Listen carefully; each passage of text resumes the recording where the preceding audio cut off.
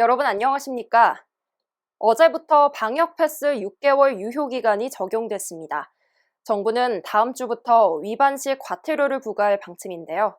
다만 청소년은 이 유효 기간이 적용되지 않습니다. 1월 4일 화요일 투데이샷 첫 소식입니다. 이재명 더불어민주당 대선 후보가 오늘 추가 경정 예산안 편성과 관련해 설 전에도 당연히 가능하다고 생각한다며 규모는 30조 원 정도가 실현 가능한 목표라고 말했습니다. 이 후보는 오늘 오전 기아 오토랜드 광명에서 열린 신년 기자회견 질의응답에서 이같이 말했는데요. 또 규모가 어느 정도 될지는 모르겠지만 가능한 범위에서 최대로 추가 지원하는 게 맞다고 설명했습니다. 그는 100조 원을 추가 지원해도 지난해 다른 나라의 지원에는 못 미친다며 현금보다는 소비 쿠폰 형식의 전국민 재난지원금이 효과적이라고 말했습니다. 고양시가 지하 기둥이 파손되고 주변 집안이 내려앉은 일산 동구 마두동 상가 건물에 대한 정밀 안전 진단과 함께 추가 보강 공사를 진행하기로 했습니다.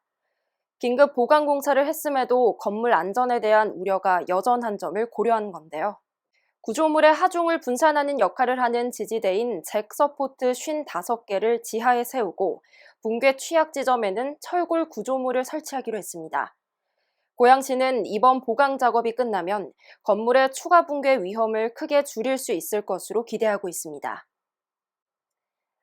인천시는 실시간 수요 응답형 i모드 버스를 검단 신도시와 계양 일동 일부 지역에서 각각 2대씩 추가로 확대 운영합니다. i모드 버스는 스마트폰 앱을 이용해 승객이 원하는 버스 정류장으로 차량을 호출할 수 있는 신개념 스마트 모빌리티 서비스인데요.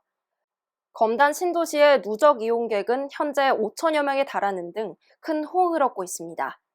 인천시는 i모드 버스 운영으로 신도시와 농어촌 지역 등 교통 취약 지역 주민의 불편을 최소화할 예정입니다. 정장선 평택시장이 2022년을 시민 중심의 미래첨단 100만 도시로의 도약 원년으로 만들겠다는 새 포부를 밝혔습니다. 평택시는 오늘 시청 종합상황실에서 비대면 신년 언론인 간담회를 개최했는데요. 정장선 시장은 삼성, LG 등 430만 평 산업단지 확보와 고덕 신도시 등 18조 9,796억 원 규모의 대규모 개발 사업의 성과와 추진 방향에 대해서 설명하며 올해에는 양적 성장과 함께 질적 성장을 견인할 수 있도록 시정에 역량을 집중하겠다고 말했습니다.